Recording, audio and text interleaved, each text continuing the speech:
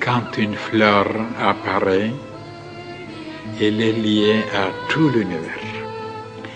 Si elle apparaît trop tôt, la nature qui n'est pas d'accord avec elle la prive de soutien et elle meurt. Pour que vous veniez sur la terre, il a fallu aussi que toute la création y consente. Vous dites, mais je ne suis rien. Comment la nature a-t-elle pu participer à ma naissance? C'est ainsi. Il est prévu quelque part quelle quantité vous mangerez et boirez. Le budget cosmique a été étudié et on a décidé que vous pouviez venir sur la terre. Tout est lié. Chaque apparition ou existence est liée au cosmos. Rien ne peut se produire sur la terre ou dans le ciel sans l'accord de toute la création. Notre enseignement n'est donc pas non plus apparu par hasard. Toute la nature et la création consentent à sa venue. Il était préparé à naître et il jouera un rôle considérable parce que nous entrons dans l'influence d'une nouvelle constellation, le Verseau. C'est une hiérarchie immense qui prépare des bouleversements dans le monde. Ce n'est pas un homme qui veut que cela arrive, mais la nature entière.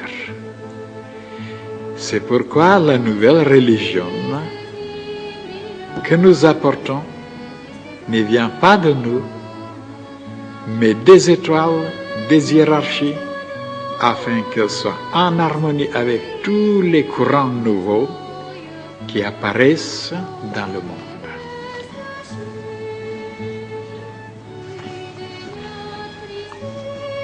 En écoutant cette page, mes chers frères et sœurs, on est tellement étonné, tellement choqué, tellement bouleversé d'entendre des choses pareilles.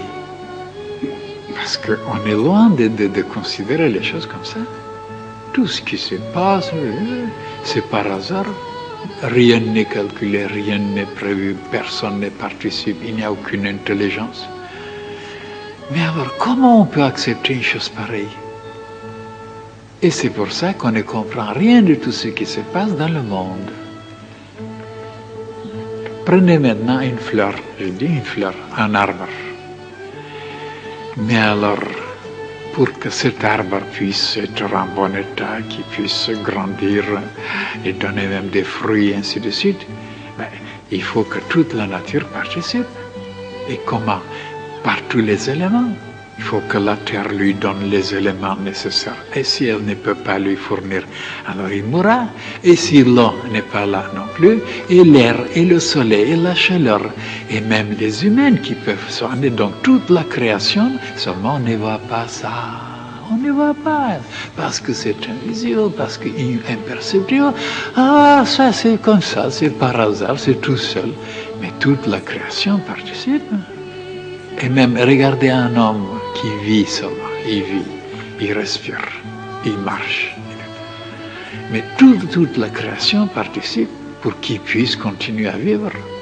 Et s'il y a seulement quelques éléments qu'on lui refuse, ou l'air, ou l'eau, ou quelques vitamines, ou quelques hormones, c'est fini avec lui.